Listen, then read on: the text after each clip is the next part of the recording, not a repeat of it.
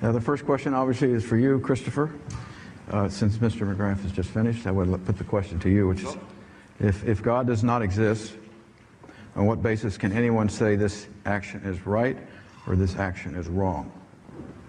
So whoever asked that only just came into the room, right? I mean, I can't believe that I didn't say what I thought about it. But I won't repeat it, because actually what Dr. McGrath just said I thought was unusually good on this point. You'll recall what he said on the Dostoevskian matter. If God exists, we have to do what he says. If he doesn't, we can do what we like. Now, just apply this for a second in practice and in theory.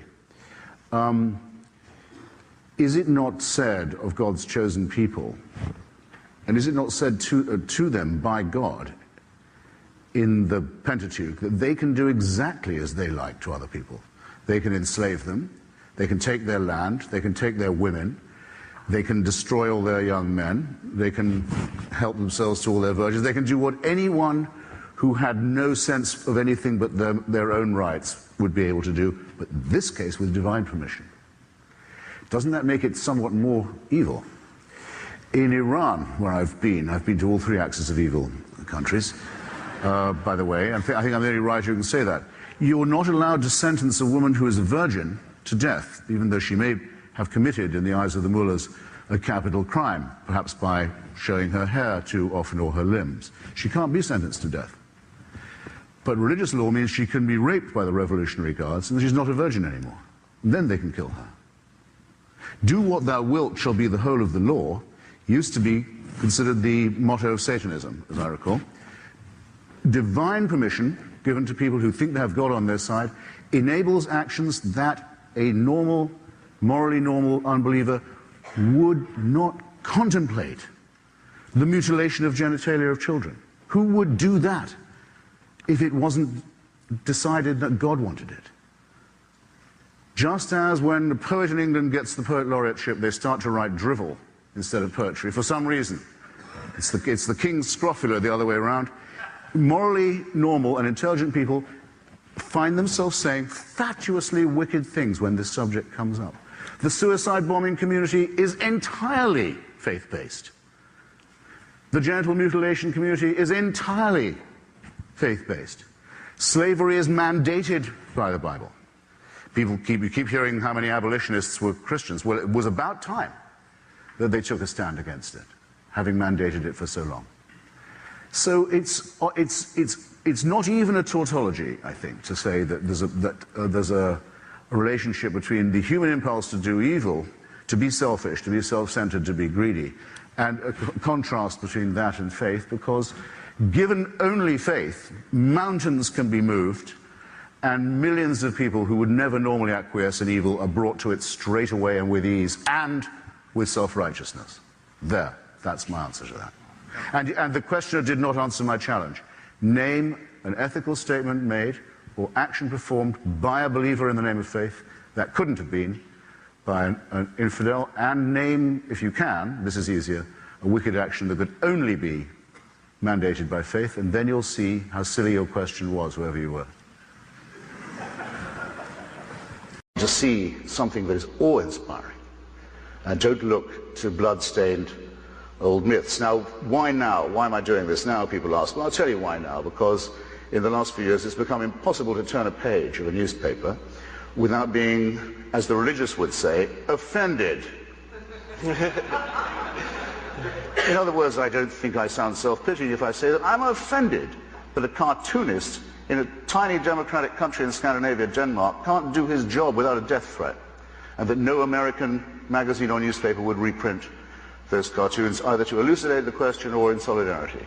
I'm offended that civil society in Iraq is being destroyed, leveled by the parties of God. I'm offended that people in this country believe that they have the right to advocate the teaching of garbage to children under the fatuous name of intelligent design. I believe that where I thought you'd never clap. Just as I believe that where religion ends, philosophy begins, where alchemy ends, chemistry begins, where astrology ends, astronomy begins, and now the people will say, well, let's give equal time to astrology in the schools. It's nonsense, dangerous and sinister nonsense.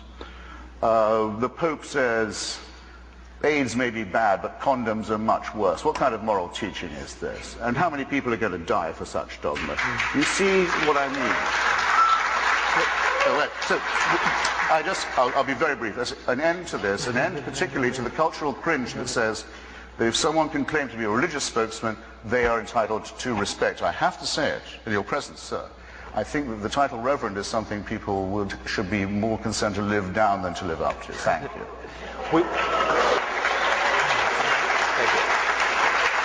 Against the motion, Mr. Hitchens. Unanswered questions. Amazing. No one, though they were asked repeatedly, would say whether they thought Stephen Fry, my friend, was in a state of mortal sin or not. They wouldn't tell you. Something about the question brought out their inner coward. Well, I say that homosexuality is not just a form of sex, it's a form of love, and it deserves our respect for that reason. That when my children were young, I'd have been proud to have Stephen as their babysitter, and I'd told them they were lucky. And if anyone came to my door as a babysitter wearing holy orders, I'd call first a cab and then the police.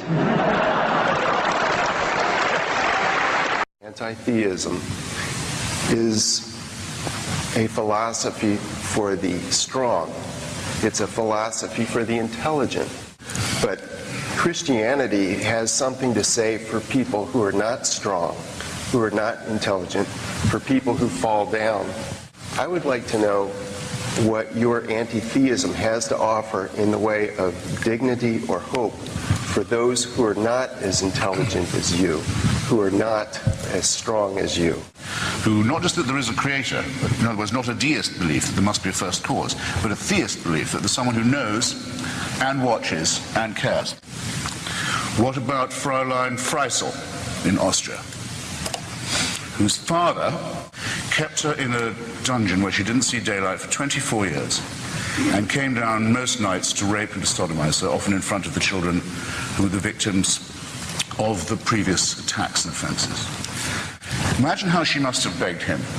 Imagine how she must have pleaded. Imagine for how long. Imagine how she must have prayed every day, how she must have beseeched heaven. Imagine for 24 years and no answer at all. Nothing. Imagine how those children must have felt. Imagine what they felt when they saw one of their number, the dead twin, being borne away from neglect on top of everything else. Now, I have to ask you if you can be morally or ethically serious and postulate such a question. No, that had to happen, and heaven did watch it with indifference, because it knows that score will later on be settled. So it was well worth her going through it. She'll have a better time next time. I don't see how you can look anyone in the face, or live with yourself and say anything so hideously, wickedly immoral as that, or even... In his comment, one of the few he's made, on the institutionalization of rape and torture and maltreatment of children in Catholic institutions, he said, it's a very severe crisis which involves us, he said, in the following: in the need for applying to these victims the most loving pastoral care. Well, I'm sorry. They've already had that. The rape and torture of children is not something to be relativized. It's not something to be excused as a few bad priests. It's the crime that cries out for punishment. It's the thing that if we were accused of on this side of the House, we would die rather than admit. And if we were guilty of it, would kill ourselves. Do yourself and your faith the honor of saying it's faith. Don't say it's science-based. The argument would be... You won't get away with it. Look, the argument would be, Christopher, is that if the universe exploded into being out of nothing, then miracles are possible, because the greatest miracle of all has already occurred.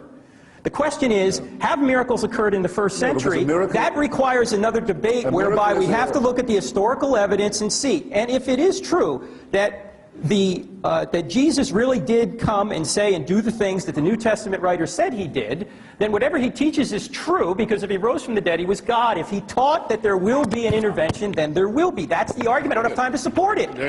Now, a sentence or two from David Hume would correct what you said. A miracle is defined not as a part of the natural order, but as a suspension of order. That it's a suspension of what it starts. You may not do that. However, if you meet someone in the street who you yesterday saw executed, you can say either that an extraordinary miracle has occurred or that you are under a very grave misapprehension. And David Hume's logic on this, I think, is quite irrefutable. He says, what is more likely, that the laws of nature have been suspended in your favor and in a way that you approve, or that you've made a mistake. And in each case you must, and especially if you didn't see it yourself and you're hearing it from someone who says that they did. I would go further and say the following. I'll grant you that it would be possible to track the pregnancy of the woman Mary, who's mentioned about 3 times in the Bible, and to show that there was no male intervention in her life at all. But yet she delivered herself of a healthy baby boy. I can say, I don't say that's impossible. Parthenogenesis is not completely unthinkable, but it does not prove that his paternity is divine. And it wouldn't prove that any of his moral teachings were thereby correct. Nor, if I was to see him executed one day and see him walking the streets the next, would that show that his father was God, or his mother was a virgin, or that his teachings were true, especially given the commonplace nature of resurrection at that time and place. After all, Lazarus was raised, never said a word about it. The daughter of Jairus was raised, didn't say a thing about what she'd been through. And the Gospels tell us that at the time of the crucifixion, all the graves in Jerusalem opened, and their occupants wandered around the streets to greet.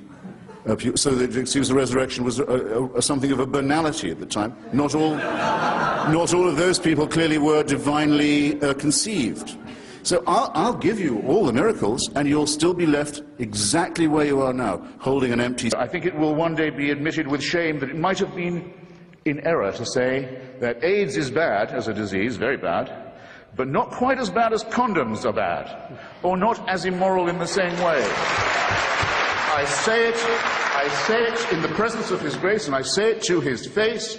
The preachings of His church are responsible for the death and suffering and misery of millions of his brother and sister Africans, and he should apologize for it. He should show some shame. One of the reasons why I have the lurid subtitle I do, my book, that Religion is a Poison, is that it makes ordinary moral people, compels them, forces them, in some cases orders them, to do disgusting, wicked, unforgivable things. There's no expiation for the generations of misery and suffering that religion has inflicted in this way and continues to inflict, and I still haven't heard enough apology for it. Christopher, I've got to call you down on referring to circumcision as genital mutilation. My son cried more at his first haircut than he did at his bris. And statistically... You weren't doing it right then. Statistically, the only long-term effect that it seems to have on people is it increases their chances of winning a Nobel Prize. I can't find the compulsory mutilation of the genitals of children a subject for humor in that way, or flippancy in that way. Maimonides says very plainly that it's designed to repress sexual pleasure, to deprive a male child as far as possible of the opportunity of that, as a result of this disgusting practice. That a person as humane as yourself can sit here and think of that as a fit subject for humor shows what I mean. Religion makes morally normal people say and do disgusting and wicked things, and you've just proved my point for me. Shame on you for saying what you just said. Shame on you for saying it about your own son, my God. Let's move on. Yes, let's. What next? Cutting the labia of little girls. At least Judaism doesn't do that. This is a question. What if a Muslim was to say to you just now, my little girl cried more at her first haircut than when I cut off her clitoris? What would you think of me if I was to say such a disgusting thing? Well, remember, we are not talking about detail here. We're talking about whether religion makes people behave better. For condemning my friend Stephen Fry for his nature, for saying you couldn't be a member of our church, you're born in sin. He's not being condemned for what he does, he's being condemned for what he is. You're a child made in the image of God. Oh no, you're not. You're a faggot. And you can't join our church and you can't go to heaven. This is disgraceful, it's inhuman, it's obscene, and it comes from a clutch of hysterical, sinister virgins who've already betrayed their charge in the children of their own church. I think it was David Hume who put it slightly vulgarly. This was again about the virgin birth, I think. Which is more likely, that the whole natural order is suspended, or that a Jewish minx should tell a lie? if there is no supervisory being, then what do we base morality on? Is it based on who has the might at any given time? Who's in power? What is morality based on? If there is no order to the universe, and therefore some being, some force that ordered it, then who determines what is right and wrong, what is moral and immoral? You use very religious terms interchangeably.